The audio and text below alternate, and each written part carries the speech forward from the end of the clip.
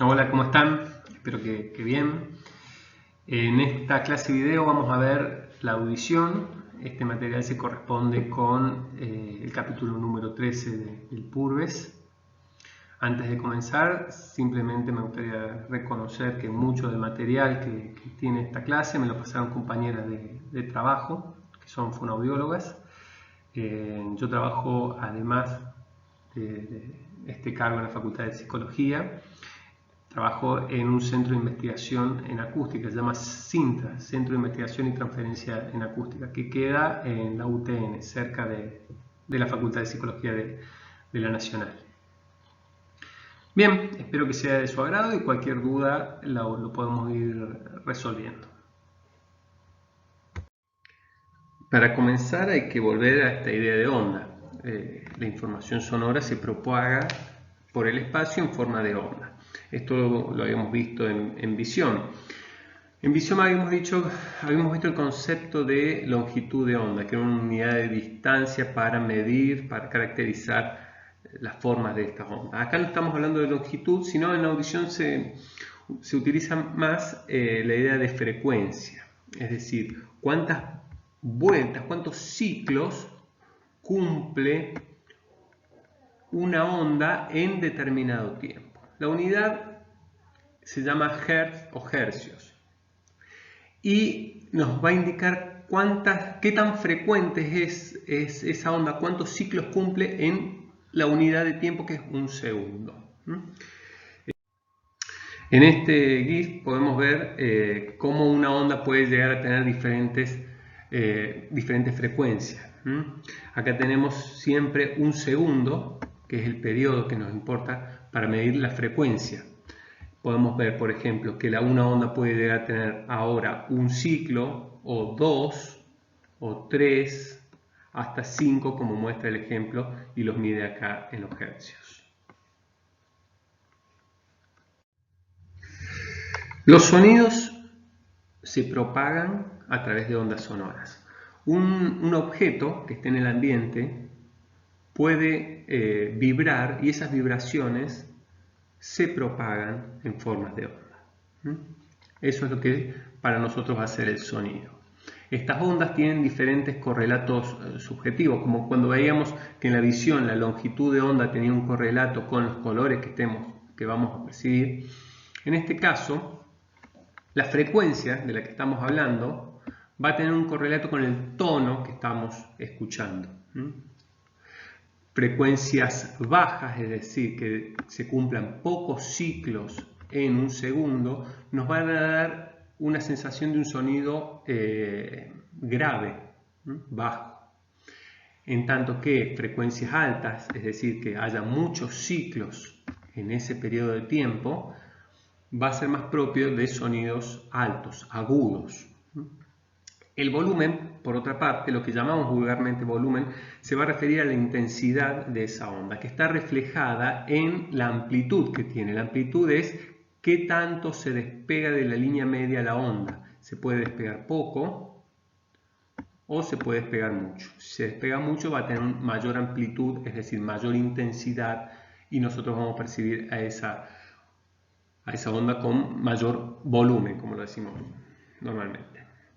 El timbre es un concepto un poco más complejo y va a hacer referencia a la complejidad de esas ondas que están, ese conjunto de ondas que estamos percibiendo, que nos van a dar información sobre la naturaleza del objeto que vibró. En función de su timbre podemos reconocer a diferentes instrumentos sonoros. Por ejemplo, podemos hacer un do en una flauta o en una guitarra y vamos a percibir la forma de las ondas van a ser similares, pero la complejidad intrínseca de cada una nos va a permitir poder determinar cuándo una es de un instrumento y cuándo es del otro. Bien. Ahora bien, ¿somos sensibles a todas las frecuencias que puede llegar a asumir una onda? No, en realidad percibimos desde aproximadamente 20 Hz hasta 20.000 Hz. En este gráfico tenemos cómo se pueden llegar a distribuir las frecuencias y la sensibilidad de diferentes especies. Acá tenemos la sensibilidad humana, como les decía, entre 20 y 20.000 Hz, pero vemos que hay otros animales como los elefantes que pueden escuchar frecuencias más bajas, mientras que otros animales lo pueden hacer para frecuencias más altas, como los animales domésticos, el perro o el gato, e incluso mucho más altas como el delfín o el murciélago. Tengan en cuenta que esos, a nivel de dato de color, esos silbatos que pueden escuchar los perros están sonando por encima de los 20 Hz. Generan una forma de onda que escapa a nuestra sensibilidad, pero cae dentro de la sensibilidad que puede llegar a tener uno de estos animales. Por eso ellos lo escuchan y para nosotros no hay nada, no existe eso. La otra variable a tener en cuenta, habíamos dicho que era esa amplitud de onda. La amplitud de onda normalmente la vamos a ver expresada en la unidad de decibeles. Además del tono que tiene una onda, además es decir, de la frecuencia, nosotros vamos a percibir la intensidad. La intensidad está medida en los dB, decibeles. En esta escala es bastante sencilla, tenemos sonidos muy poco intensos hasta muy intensos, con un posible correlato que podemos encontrar en la vida diaria, como un ruido que generan las turbinas de un avión, como uno de los sonidos más fuertes a los que podemos estar expuestos, que nos puede llegar a generar un daño irreversible si nos exponemos por X cantidad de tiempo. Incluso sonidos como un martillo neumático o la intensidad propia de la música de los boliches por mucho tiempo también puede generar un daño. Bueno, hay varios estudios que muestran y que regulan la cantidad de sonidos por la cantidad de tiempo que se pueden sostener el oído humano. Y a partir de eso recomendaciones para su uso. Pasemos ahora a hablar del sistema auditivo. ¿Cómo es la anatomía del oído? Una clasificación básica va a considerar que tiene tres partes: el oído externo, el oído medio y el oído interno. El oído externo es la parte externa, como lo dice el nombre, que está constituido por lo que se llama pabellón auricular, lo que se llama concha, y el conducto auditivo, hasta donde podemos entrar tocándonos con el dedo, por ejemplo. El oído medio va a estar detrás de la membrana timpánica, del tímpano. El tímpano va a ser el límite entre el oído externo y el oído medio. Y está básicamente conformado por esos huesecillos famosos, el martillo, el yunque y el estribo. Y por último vamos a tener el oído interno, que va a tener un órgano muy importante que se va a llamar cóclea. Cóclea significa caracol, va a tener una forma de caracolito. Y tiene a su vez una división particular que vamos a ir entrando a eso más adelante. Acá tienen una imagen, tenemos el oído externo, acá tenemos el tímpano, tenemos esta serie de huesecillos que dijimos y acá tenemos ese caracol o cóclea en el oído interno. Bien, después se forma lo que va a ser el nervio auditivo. Bueno, vamos a ver algunas características de eso más adelante. Hagamos ahora un zoom en cada uno de ellos. El oído externo, como hemos dicho, está conformado por lo que típicamente llamamos oreja, que en diferentes clasificaciones se puede tomar como pabellón, pina o concha, todo en función de qué más adentro vamos tomando. El conducto auditivo externo, que es donde entra el dedo, no sé hasta dónde entrará, pero un hisopo, por ejemplo, lo podemos llegar a tocar cuando tratamos de limpiarlo. Y el límite es la membrana timpánica, un parche que tenemos en el canal auditivo externo. Acá una imagen del tímpano, de este parche que les decía. Un detalle de color que a veces se ve como algo muy al pasar la forma de la oreja. La forma de la oreja ya codifica, ya filtra la manera en que vamos a oír. Los pliegues que tiene de diferente manera van a realzar o van a atenuar algunas características de las ondas sonoras. Hay varios estudios muy llamativos que le cambian la forma a los pabellones de la persona y la persona escucha de manera diferente. Por ejemplo, localiza sonidos de manera diferente, empieza a errar hasta que puede reaprender a escuchar con esas nuevas oídas. En el centro donde yo trabajo hay un grupo que se dedica a investigar la relación de las funciones de transferencia, se llama, que tienen las orejas en la forma de escuchar. Todo esto para aplicar a sistemas de realidad virtual, sonoros, acústicos. Bien, pasemos. El oído medio. El oído medio es lo que queda por detrás del tímpano y básicamente está conformado por estos tres huesecillos: el martillo, el yunque y el estribo, que funcionan de una manera encadenada, que eso es muy interesante ver, cómo las vibraciones del tímpano van a hacer mover, van a sacudir al martillo, el martillo a su vez el yunque y a su vez el estribo.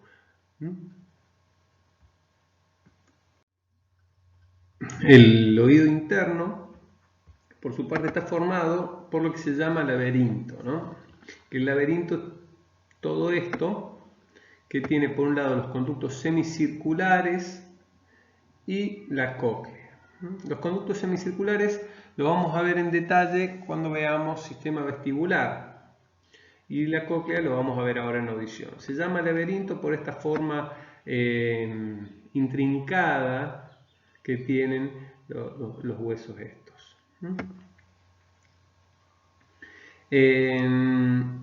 Acá tenemos un diagrama más completo de todos los elementos que acabamos de ver.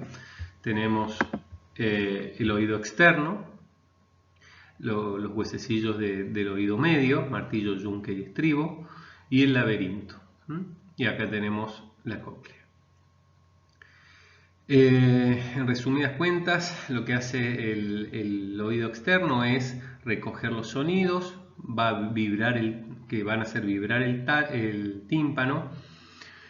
Estas vibraciones en el tímpano van a hacer que se mueva el martillo, luego el yunque y por último el estribo, y el estribo le pegue como pataditas al laberinto, a una región que se llama ventana oval, que vamos a ver en detalle en un ratito.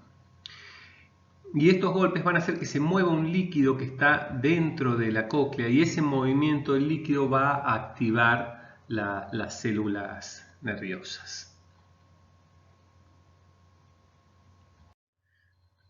Y en este caso tenemos la animación del funcionamiento del oído externo: recoge los sonidos, vibra el tímpano, se mueven los huesecillos, el estribo le pega a la ventana oval, esta sería el parte del laberinto, acá estaría la cóclea, y esta es la ventana redonda, es otro orificio que tiene la cóclea para aguantar la presión que generan estos golpes.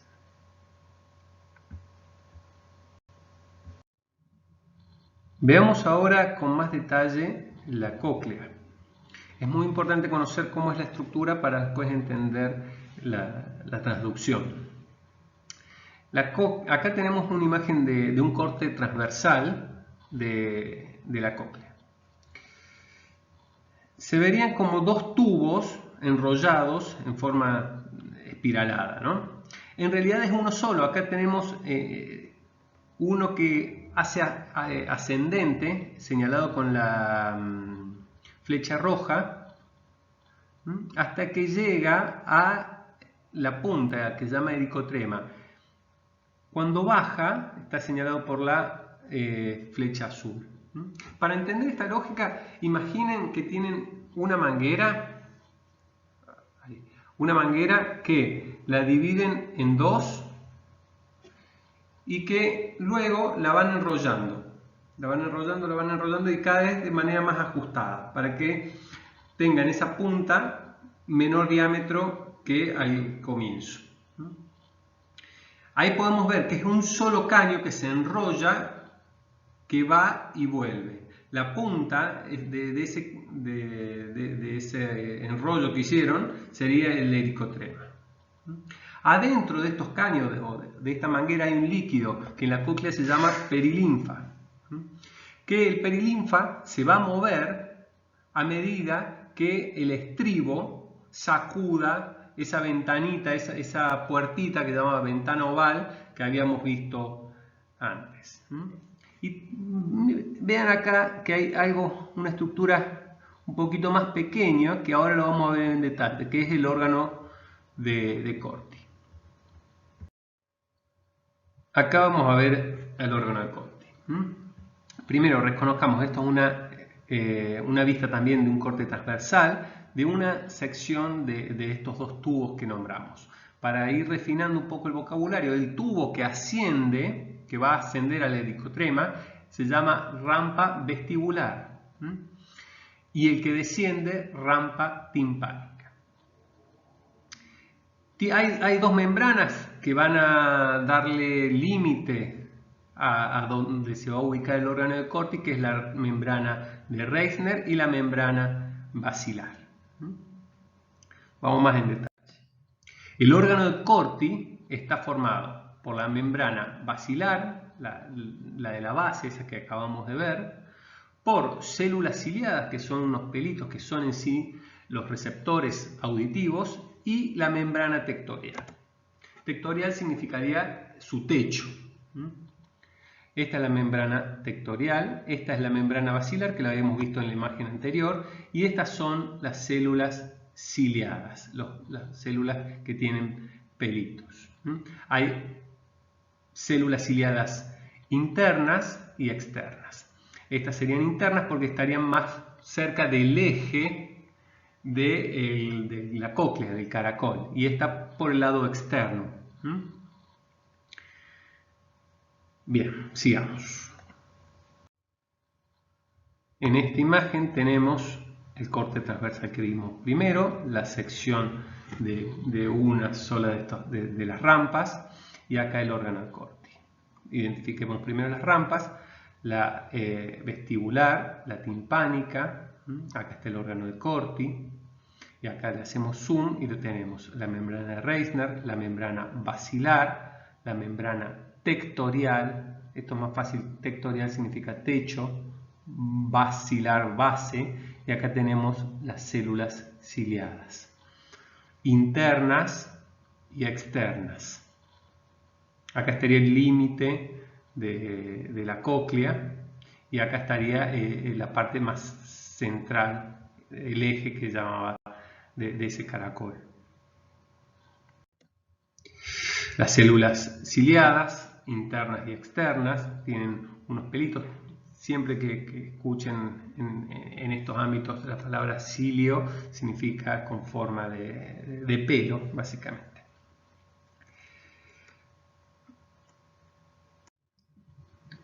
Y acá tenemos una animación muy sencilla de cómo es el líquido que se sacude debido a las patadas que da el estribo, mueve la rampa vestibular y la rampa timpánica, haciendo que se mueva también el órgano de Corti, que eso, como vamos a ver, es la clave para que se genere la transducción.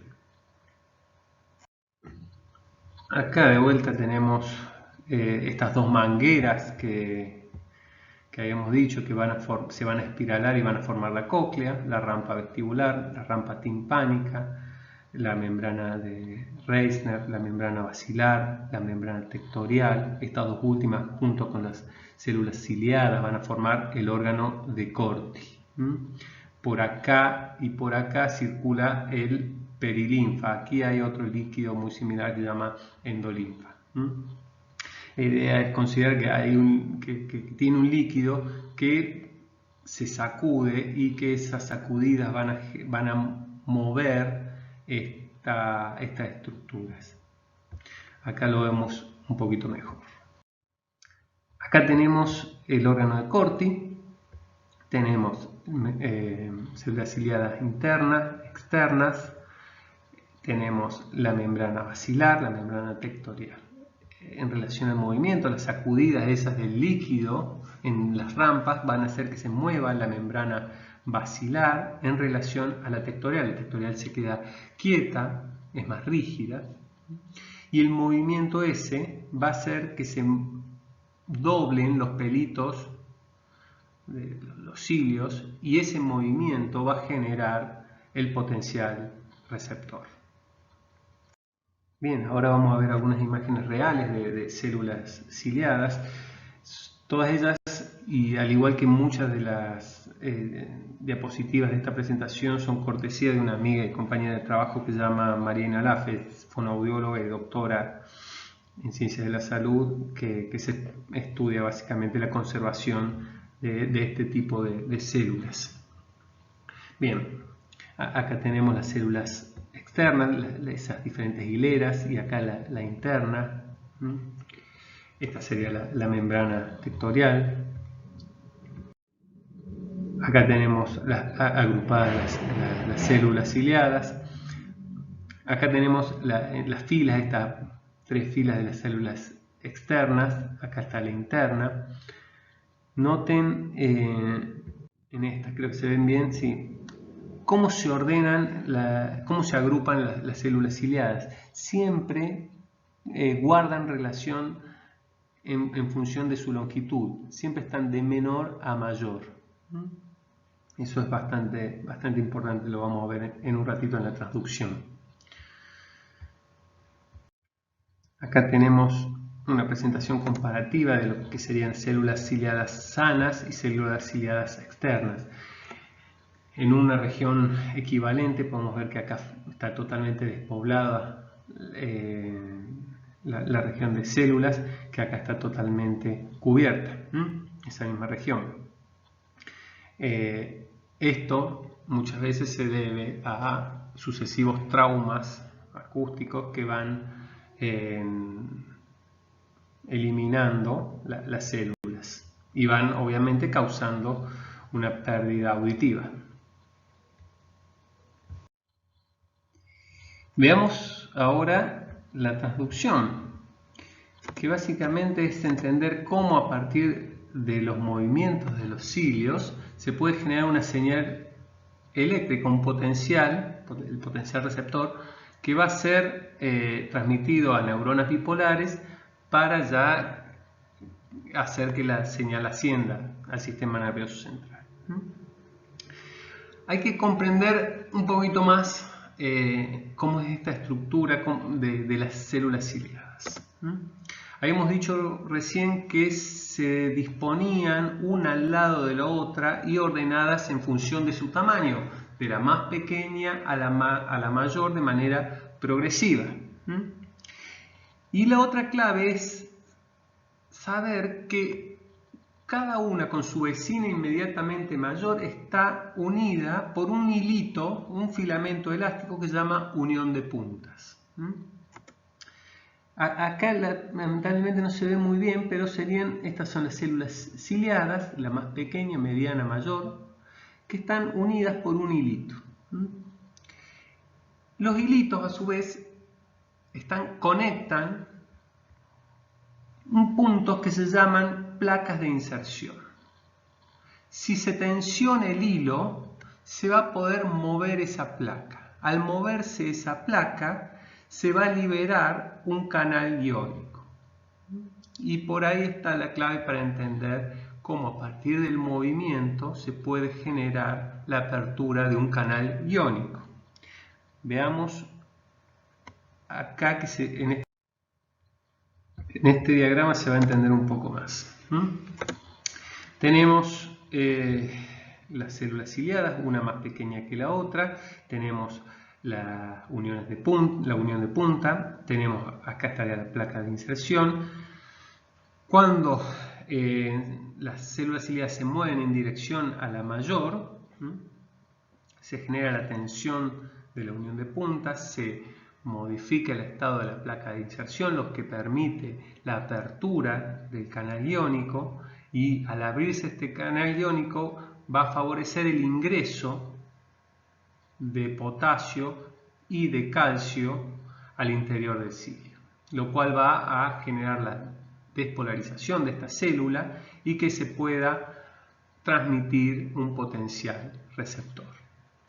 Es interesante considerar que el movimiento siempre tiene que ser en dirección al cilio mayor y no al menor, ya que si se genera hacia el menor no se abrirían los canales, puesto que no se tensan las uniones de punta.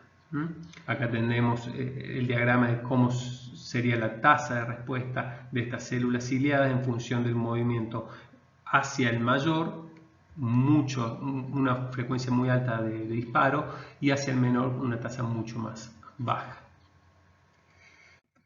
En esta imagen tenemos la misma lógica, como la tensión de las uniones de punta, esos filamentos que unían las células ciliadas, genera en última instancia la apertura de canales iónicos que van a permitir el ingreso de potasio y también en términos de cascada el de calcio, lo cual va a generar la liberación de neurotransmisores, va a hacer que se desencadene una sinapsis a las neuronas posteriores.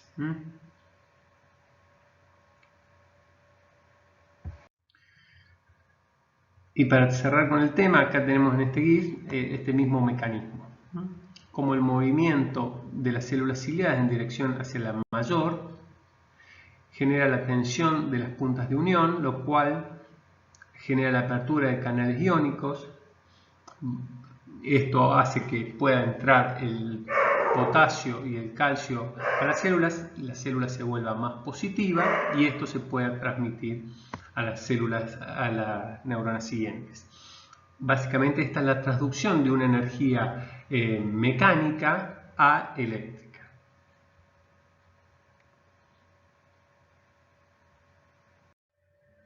Antes de pasar a ver la guía auditiva hasta el sistema nervioso central, veamos un poquito más de la transducción y cómo se da en los diferentes lugares de la cóclea. Esta primera imagen creo que puede llegar a resumir mucho de lo que veíamos recién. Este es un diagrama de la cóclea extendida, no espiralada. Tenemos la rampa o escala. Escala es una palabra que también pueden encontrar en los libros. Vestibular y la timpánica. La vestibular, recuerden, era la manguera que subía y la timpánica la que bajaba. Tenemos líquido en el medio y aquí tenemos la ventana oval y la ventana redonda, que son puertitas flexibles. La ventana oval es estimulada por las patadas que le da el estribo. El estribo, estas patadas hacen que se desplace el líquido, y este desplazamiento del líquido hace que se sacuda la membrana basilar, la base del órgano de Corti, y eso genera los movimientos en los cilios. Y así se genera el potencial receptor. Bien, pero no una patada del estribo en la ventana oval va a estimular toda la membrana basilar. No, va a guardar relación la región que está siendo estimulada con la frecuencia de la patadita que está dando el estribo. Acá tenemos un diagrama de esta idea. Tenemos acá sí la cóclea espiralada, en forma de caracol, y tenemos graficada de manera didáctica las diferentes frecuencias que van a estimular las diferentes regiones de la cóclea. En la región de la base del caracol, es decir, aquí, tenemos las frecuencias más altas, los sonidos más agudos. Y a medida que avanzamos, la frecuencia va bajando hasta llegar al ápex, la punta de la membrana basilar, es decir, la región cercana a la dicotrema, que es sensible a las frecuencias más bajas. La idea acá que es muy interesante, es que ya desde la transducción tenemos codificada la información de los tonos. Recuerdan que la frecuencia de la onda sonora va a ser el correlato perceptivo del tono en que estamos escuchando a esa onda. Ondas más bajas, ondas de baja frecuencia son más graves y ondas de alta frecuencia son más agudas. Al tener la membrana basilar esta sensibilidad diferencial a las frecuencias, acá las frecuencias van a estar traducidas en la forma en que está pateando el estribo. Frecuencias más bajas de pateo o frecuencias más altas. Decía que al estar ya esta sensibilidad específica de la membrana basilar a las diferentes frecuencias, ya nos da información de cuál es el tono del sonido que estamos escuchando. Bien. Bien, ahora vamos a pasar a otro tema que es la vía auditiva. Creo que llegado a este momento ya pasamos la parte más densa. No obstante, les pido que se guarden un poco de atención para esto que queda. Bien. Acá tenemos un diagrama de la vía. Tenemos la cóclea. Dentro de la cóclea hemos visto el órgano de Corti. El órgano de Corti va con las células ciliadas, van a generar la transducción. La transducción se va a transmitir, el potencial receptor que generan estas células se va a transmitir a células bipolares que van a formar el nervio vestíbulo coclear. El nervio vestíbulo coclear va a tener información de la cóclea por un lado y después del sistema vestibular. Eso lo vamos a ver en el video de sistema vestibular. Bueno, juntamos la información de ambos sentidos. Tenemos una primera sinapsis en el núcleo coclear. Se puede dividir en ventral y dorsal, pero en términos generales es el núcleo coclear. Esto es a nivel del bulbo raquídeo. Luego tenemos otra sinapsis en el sistema olivar, en la oliva superior. Acá es donde se produce la mayoría de las decusaciones. Y luego, el nivel del lemnisco sube por el nivel del lemnisco medial y se genera otra sinapsis en el colículo inferior. Recuerden, los colículos ya estamos a nivel de mesencéfalo acá. Eran esos dos pares de bolitas, dos estaban arriba, dos abajo, los superiores y los inferiores. Los colículos inferiores son auditivos, típicamente auditivos, mientras que los superiores se asume que están más involucrados en el procesamiento visual del movimiento de los ojos, algo de eso hemos visto. Y luego ya llegamos al tálamo. En este caso, el núcleo talámico es el núcleo geniculado medial. ¿Le suena geniculado? Lo habíamos visto en visión, núcleo geniculado lateral, en este caso acá es medial. Y luego ya llegamos a la corteza auditiva, que vamos a hablar un poquito sobre el final. Acá tenemos un resumen de la vía. El órgano de Corti, a través de las células ciliadas, envían información auditiva por el nervio coclear, o vestíbulo coclear, de manera más completa. Esto lo hace a través de células bipolares. Hemos visto que las células ciliadas generan la sinapsis con las células bipolares y estas van a ser las que llegan al núcleo coclear. Ya estamos acá en el bulbo raquídeo.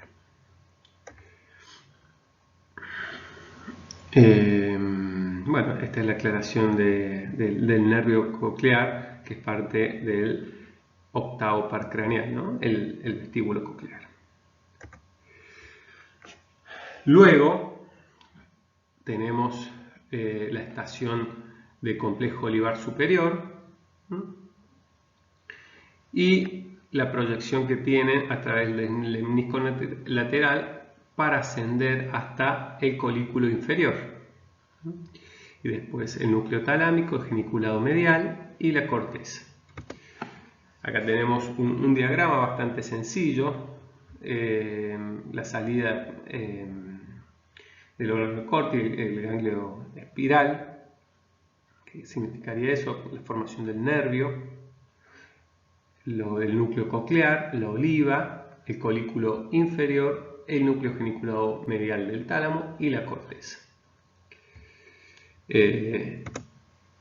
Una aclaración, si bien dijimos que hay una decusación al nivel de cuando pasa la estación de las olivas superiores, vale aclarar, ahora lo vamos a ver en un diagrama un poquito más completo, que la mayoría de las vías generan una decusación, mientras otras siguen por la misma, por el mismo, con la misma lateralidad. Entonces cada hemisferio recibe información auditiva de los dos oídos, pero sobre todo del oído contralateral. La mayoría decusa, aunque hay algunas pocas que no. Y esta es el diagrama más completo. Tenemos el órgano corti, el ganglio espiral, los núcleos cocleares. Se puede hacer una división entre uno más ventral y uno más dorsal. Luego, lo que decíamos de la decusación.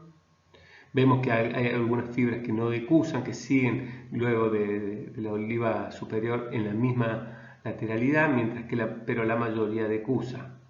Luego tenemos, acá estamos a la altura de los lemniscos laterales, vamos hasta el mesencéfalo, colículo inferior, tálamo, corteza.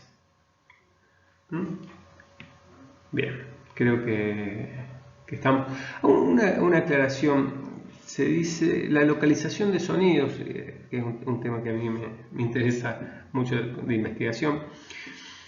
Hay claves que tenemos para reconocer de dónde vienen los sonidos y se llaman claves interaurales. Interaurales significa claves que nos dan el hecho de tener dos oídos, claves que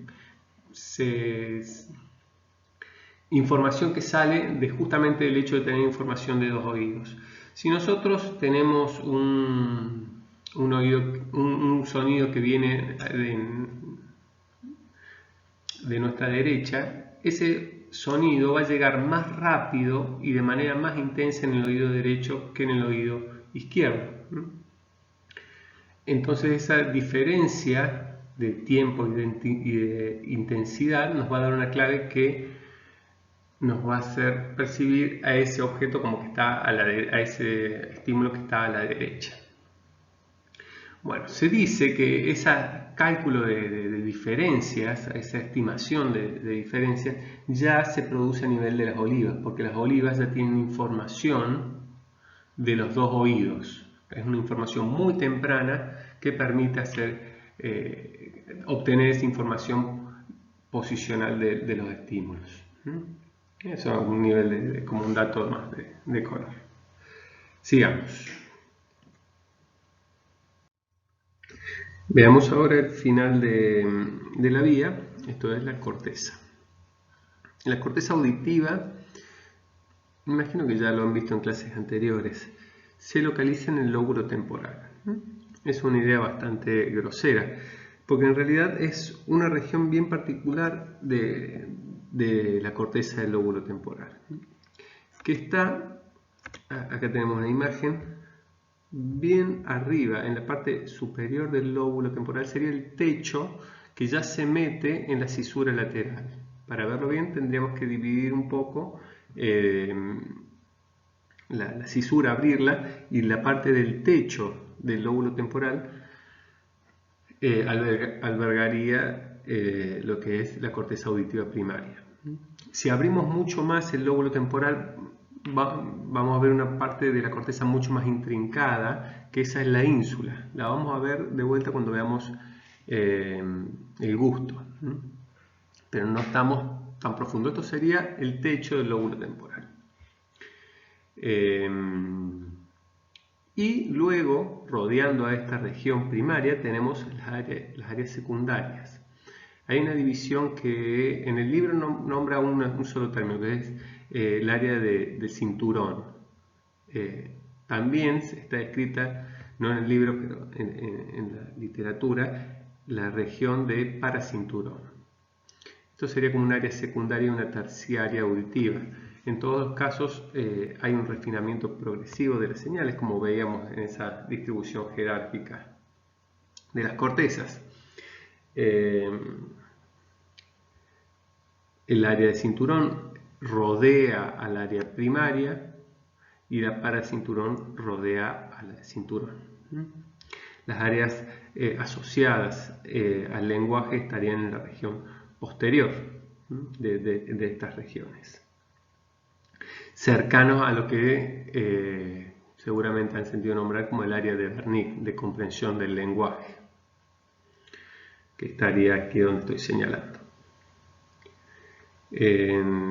Vale decir que esta clasificación en estudios de neuroimagen es bastante complicado de poder observar de manera homogénea, es decir, que hay muchas diferencias interindividuales en este tipo de cortezas. Y creo que ya... Bueno, simplemente decir que la corteza auditiva primaria recibe información del núcleo geniculado medial del tálamo, mientras que las áreas secundarias reciben información de la primaria, la cinturón, y del núcleo geniculado medial, y a su vez la paracinturón del área de cinturón y del núcleo geniculado medial. Creo que ahí estamos.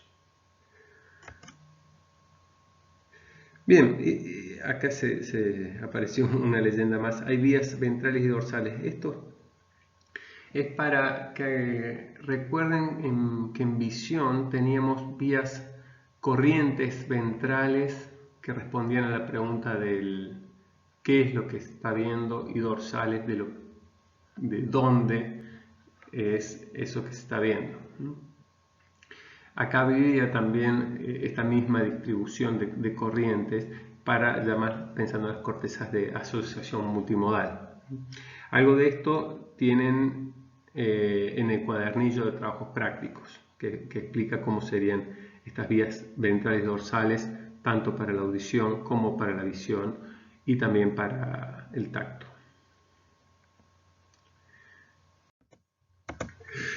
Un aspecto muy importante cuando se habla de la corteza auditiva es reconocer que hay una distribución tonotópica.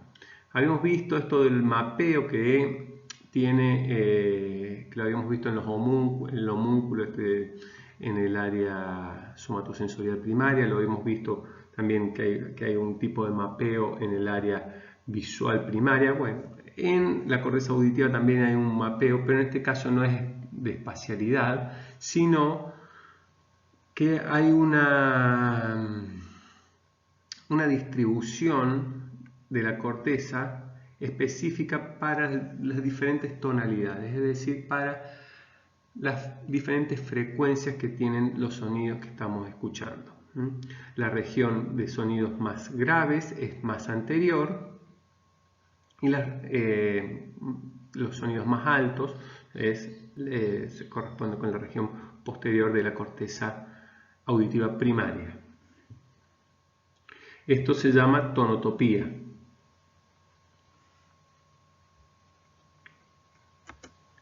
Representación tonotópica. Y se asocia a lo que ya habíamos visto de la membrana basilar del órgano de Corti, que ya había una representación, una especificidad de la membrana en función de las vibraciones que generaban las ondas, que al comienzo de la membrana sonaban los sonidos más agudos, que vibraban en función de los sonidos más agudos, y a medida que iba aumentando esa membrana hasta llegar al ápex, a la punta del caracol, que estimulaban los sonidos más graves, ondas de frecuencias más bajas. Entonces hay una correspondencia entre esa membrana basilar con la tonotopía esta, de la corteza auditiva primaria. Para ya ir cerrando, veamos cómo se codifican ciertas características particulares del sonido, como lo es el tono, como es lo que llamamos volumen, la intensidad del sonido o su timbre. El tono, ya hablamos bastante de esto, como se podrán imaginar, se relaciona con esto que acabamos de ver de la tonotopía, y que en realidad se origina en primer lugar en esta sensibilidad diferencial que tiene la membrana basilar del órgano de Corti para vibrar en diferentes regiones con diferentes tonos. Los más agudos por un lado y los más graves por el otro, los intermedios también ordenados en el medio. A partir de ahí ya llega con un nivel de organización bastante alto a la corteza la información de tono, es decir, a riesgo de repetirme demasiado, qué tan agudo, qué tan grave es un sonido. La codificación del volumen, el término volumen es algo vulgar. Técnicamente es más preciso llamarlo intensidad, que se refiere a la amplitud de la onda sonora. Se codifica por dos mecanismos que son algo familiares ya para ustedes, que es la sumación temporal y la sumación espacial. Esto seguramente les suena conocido porque vieron principios de estos mismos mecanismos cuando veían la intensidad en los potenciales de acción. La sumación temporal implica que un conjunto de células ciliadas, al ser estimuladas por un impulso, por un estímulo intenso, un movimiento muy grande, generan una tasa de respuestas en el tiempo muy alta. Y la sumación espacial es que un estímulo grande puede generar una gran tasa de respuestas en muchas células a la vez. Esto con Ricardo también creo que lo vieron, estos ejemplos de cómo hacer que una queja tenga lugar en una empresa por diferentes lugares, lo que sería espacial, o muchas veces en el mismo lugar, lo que sería temporal. Y finalmente, y por último, nos queda el timbre, que es el atributo más complejo. Creo que ayuda a pensarlo diciendo que el timbre es ese atributo que nos permite diferenciar dos sonidos que tienen igual tonalidad e igual intensidad. Por ejemplo, una misma nota musical realizada con dos instrumentos diferentes. ¿Cómo podemos saber esa diferencia o la naturaleza del objeto que produjo el sonido? Bueno, es gracias al timbre particular que tiene cada objeto que puede generar sonidos. La mayoría de los sonidos que oímos normalmente tienen un timbre complejo. Acá tenemos un diapasón, sería de lo más simple, pero otros sonidos como el que puede producir la flauta, la voz o un violín tienen una forma de onda compleja.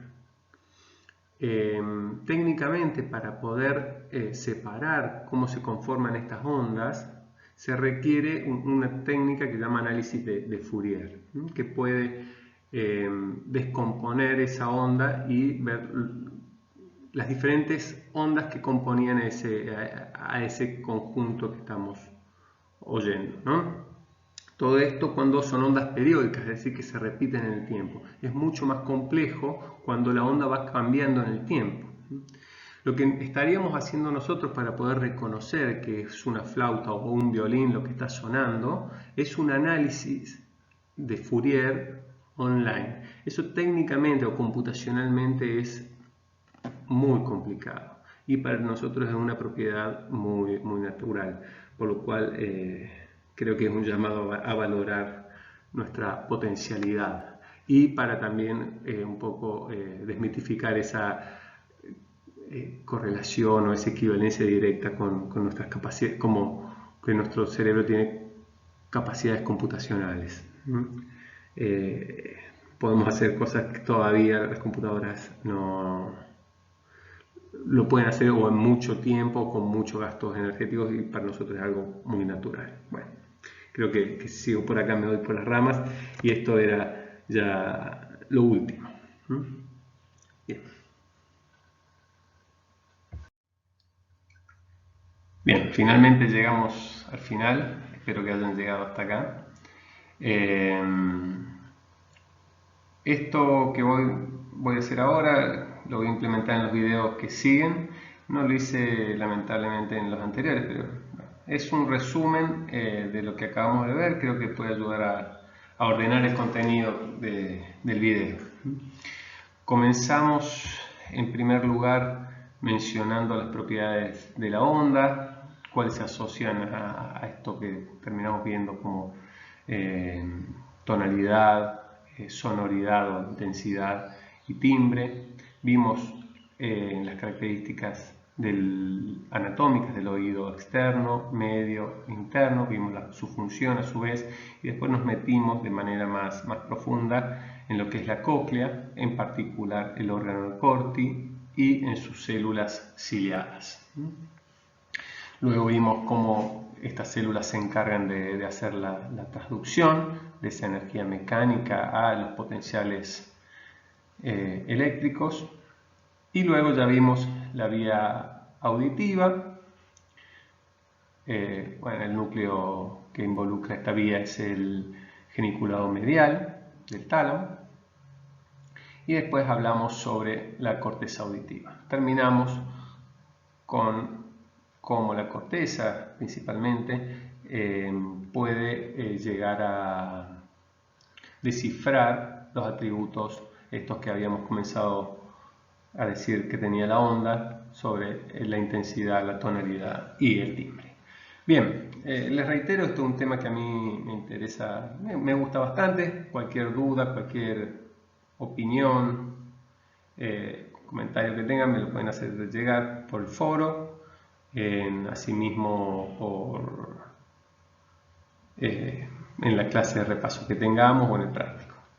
Bien, hasta el próximo video.